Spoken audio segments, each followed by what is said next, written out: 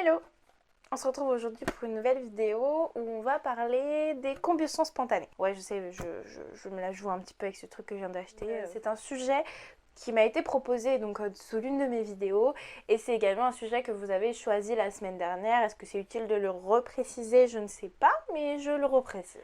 Cette vidéo aujourd'hui est un poil spécial parce qu'en fait elle est en collaboration avec Envy. Il est incorporé directement dans la vidéo pour l'une des histoires de combustion spontanée que j'ai trouvé fort intéressante. Je le remercie beaucoup de participer et je vous laisse tout découvrir.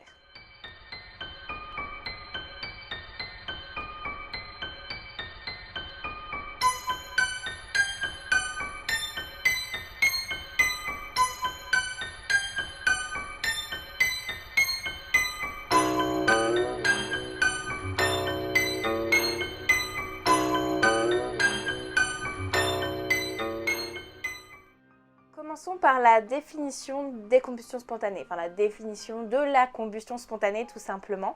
C'est en fait l'apparition de flammes ou de petites flammes sur le corps d'une personne qui le réduit par la suite en cendres et qu'on a retrouvé. Donc ce phénomène peut se produire sur une personne vivante ou déjà morte. Ça va effectivement dépendre des cas. Moi dans cette vidéo je vais faire beaucoup de généralités. Après c'est vrai qu'il en existe des tonnes et je pense encore plus qu'on ne connaît pas.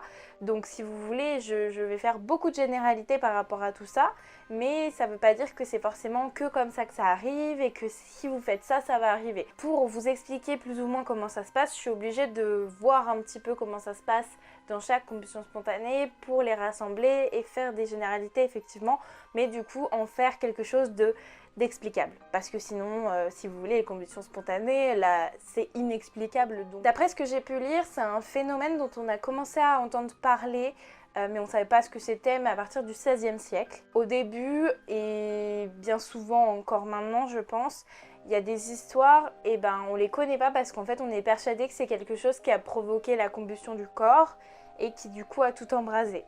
Sauf qu'en fait, la combustion spontanée, c'est un phénomène bien particulier parce qu'en fait ça met pas le feu à tout le corps.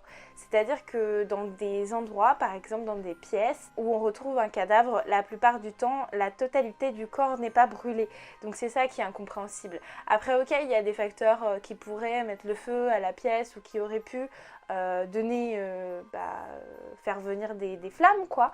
Mais rien de logique, quoi, dans tout ça. Mais au début, on allait dire que voilà, c'était une cigarette pas éteinte, c'était le chauffage qui avait mis le feu, c'était plein de choses qui auraient pu mettre le feu à droite à gauche, une lampe, une bougie.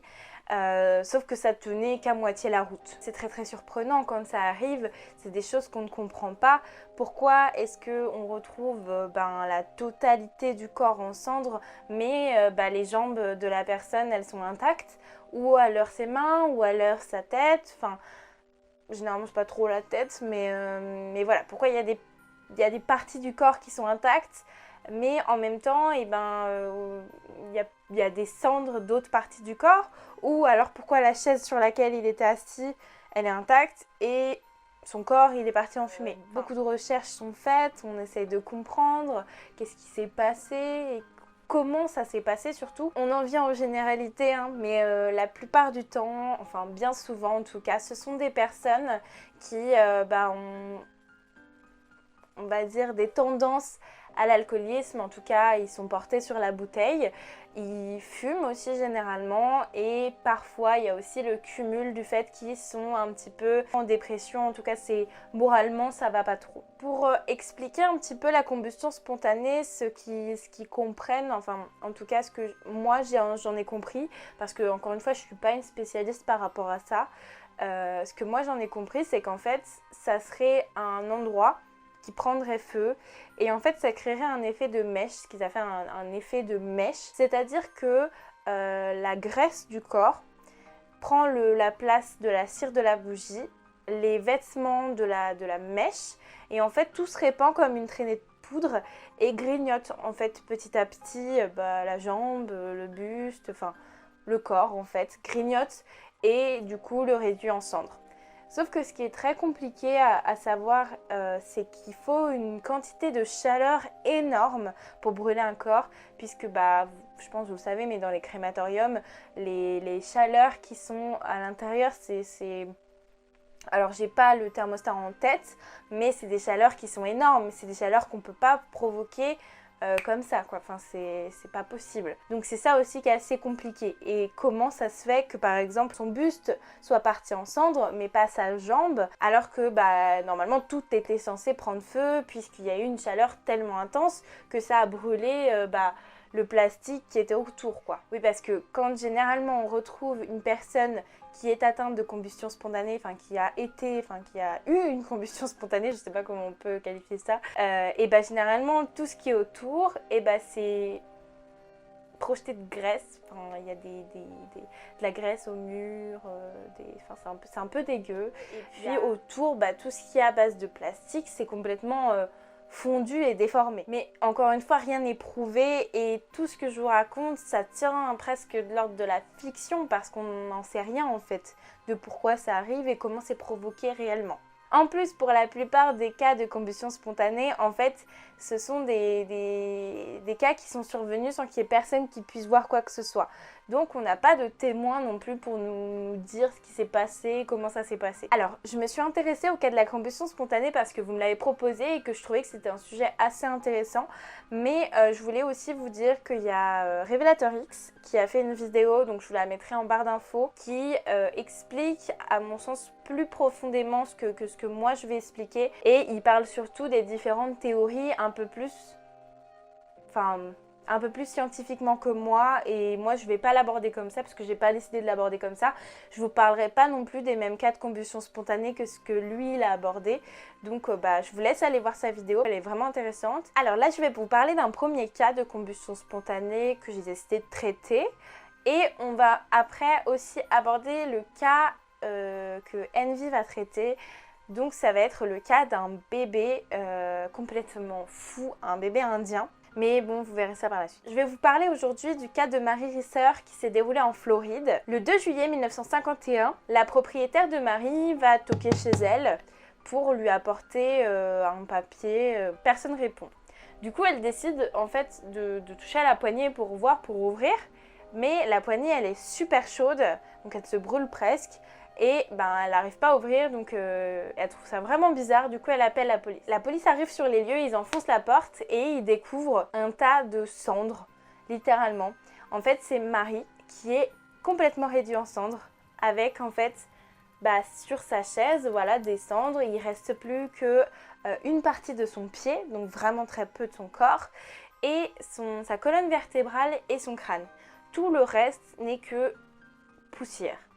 Tous les objets en plastique, comme je vous l'ai dit tout à l'heure, sont complètement déformés, même ceux qui n'étaient pas forcément très proches sont vraiment déformés, comme quand on met une bouteille près du feu, enfin si vous voulez, pour vous donner une image. Il y a plusieurs recherches qui seront faites pour l'enquête de cette histoire, notamment on préviendra beaucoup de forces de l'ordre et tout ça, donc ça se passe en Floride, hein, donc aux États-Unis, et en fait au bout d'un moment ils finiront par en conclure que c'est en fait parce que Marie prenait beaucoup de somnifères.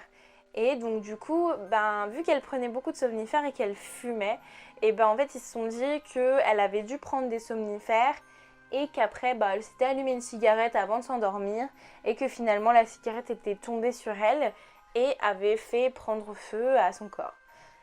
Ce qui est complètement bizarre puisqu'on a retrouvé une partie de son pied, on a retrouvé sa colonne vertébrale, son crâne, et que ce qui était à proximité, ok, c'est un peu fondu, mais tout le reste de son appartement n'a pas pris feu.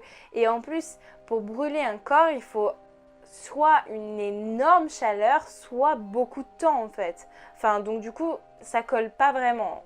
Donc, ce n'est que plus tard qu'on dira que c'est un cas de combustion spontanée qui est survenu en 1951, voilà, et que c'est un cas complètement fou. Mais tous les cas de combustion spontanée, je trouve, sont fous, parce que c'est quelque chose qui survient, mais comme ça, quoi. Alors, moi, j'ai vu aussi que ça arrivait après le décès, donc j'ai envie de dire, personnellement, si je décède et que mon corps brûle après, grand bien lui fasse, hein, je m'en fiche un peu. Mais bon, si on commence à prendre feu en étant vivant, c'est un petit peu compliqué. Je vais maintenant laisser place à Envy qui va vous parler de cette histoire complètement folle d'un bébé en Inde. Ça s'est passé il y a un petit moment maintenant, je crois. Mais c'est une histoire que moi j'ai lue et que j'ai trouvé complètement... Parlons maintenant du petit Raoul. Alors je suis désolé, ça s'écrit comme ça, j'hésitais entre Raoul et Raoul. Je ne sais pas du tout comment ça se prononce. Par contre, si vous le savez mieux que moi, la section commentaires est disponible. Alors Raoul est un enfant un peu spécial, originaire de Tamil Nadu. En effet, je vais vous expliquer pourquoi. En fait, quand il était âgé d'à peine quelques jours, il s'est mis à prendre feu. Mais pas genre prendre feu, genre on lui a acheté un bidon d'essence à la tronche, une allumette, un truc, on lui a foutu le feu. Non, pas du tout. En fait, il était là, il allait bien, tout se passait bien, puis d'un coup, il était en feu. On sait pas pourquoi. Bref, c'est une voisine qui a prévenu les parents de Raoul qu'il prenait feu au niveau du ventre et des genoux. C'est donc le père de Raoul qui est venu éteindre le bambin à l'aide d'un linge. Et la question se pose, Raoul aurait-il les clés de la combustion spontanée? Face à ce cas qui posait quand même pas mal de questions étranges, beaucoup de chercheurs ont entrepris de trouver des réponses. Et plusieurs hypothèses s'offrent à nous. La première étant un dysfonctionnement des mitochondries, donc un dysfonctionnement des cellules. Lorsque celles-ci sont présentes en trop grande quantité, apparemment elles provoqueraient des petites explosions qui amèneraient à une combustion spontanée. Le truc, c'est que Raoul a pas pris feu une seule fois, mais 4 fois. C'est quand même beaucoup. Ainsi, le souci de cette hypothèse, c'est qu'après la 4e fois où il a pris feu, ça n'est plus jamais arrivé, et après analyse, l'enfant était parfaitement sain et il n'y avait pas de souci au niveau des mitochondries. Du coup, si on part du principe que cette combustion est liée à un vraiment très grand nombre de facteurs, dont les mitochondries, 4 fois d'affilée, ça fait quand même beaucoup. Se pose à nous une deuxième hypothèse, qui est-ce que Raoul n'aurait pas du gaz inflammable sous la peau? On a tous un petit peu de gaz sous la peau, mais est-ce que éventuellement Raoul n'en aurait pas plus que la moyenne, ce qui provoquerait ces combustions spontanées? Eh bien, réanalyse, non. Troisième hypothèse, et celle-ci c'est une grosse hypothèse, je dirais même que c'est une hypopothèse. Faut vraiment que j'arrête les blagues sur YouTube. C'est pour ça que je me suis mis à l'horreur et que j'ai arrêté de faire de l'humour. Le corps humain contient naturellement de l'acétone, mais certaines personnes sont atteintes de cétose. La cétose est une maladie qui fait qu'on produit énormément de cétone. Ainsi, les scientifiques pensent qu'avec l'électricité statique, ça pourrait créer cette espèce de combustion spontanée. La cétose affecte principalement les diabétiques, les alcooliques, les gens qui ont un régime très gras, ainsi que les gens qui font une percée de dents de lait. Mais comme les deux autres théories avant, on a fait des tests sur Raoul et pas de cétose. Aussi, ça voudrait dire que les gens sujets au diabète seraient extrêmement inflammables et auraient plus de chances de s'enflammer que les autres. Or, c'est pas le cas. Quatrième hypothèse, les huttes du village. En effet, les huttes du village sont principalement constituées de bouse de vache, inflammables au-dessus de 30 degrés. Le truc, c'est que l'enfant aurait pu s'enflammer à cause d'une des parties de hutte composée de bouse de vache, sauf que moi j'y crois moyen. Parce que bon, quand même, 4 fois de suite à cause de ça, c'est bizarre. Ou alors, c'est un méga poissard, mais il y a un truc. Et dernière explication, et celle-ci est un peu douloureuse, ce serait la maltraitance. En effet, il se pourrait que Raoul soit un enfant maltraité et on a accusé les parents de maltraitance. Rien n'est sûr, on n'a aucune preuve tangible et je ne les accuse pas du tout.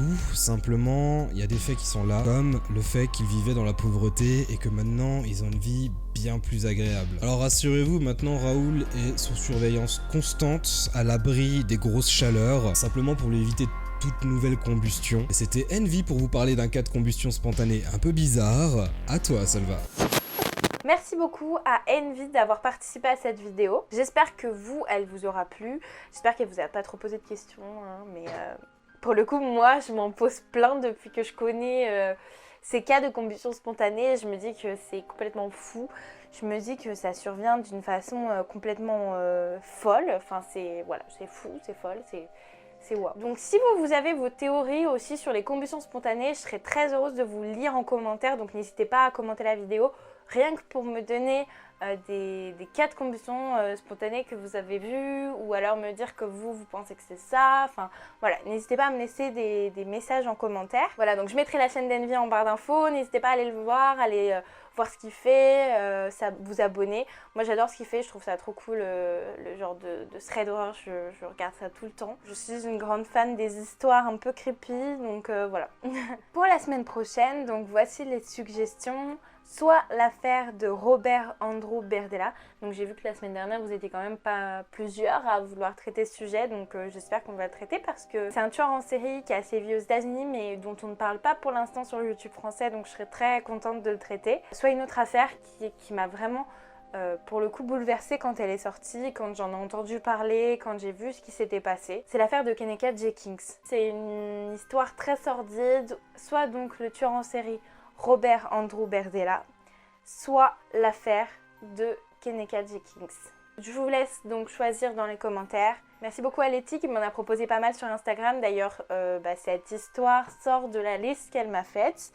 Une liste, très bien, hein, très bien. Pour clôturer cette vidéo, n'hésitez pas à passer sur la chaîne de Révélateur X, sur la chaîne d'Envy. Et on se dit à très bientôt pour de nouvelles vidéos. Ciao!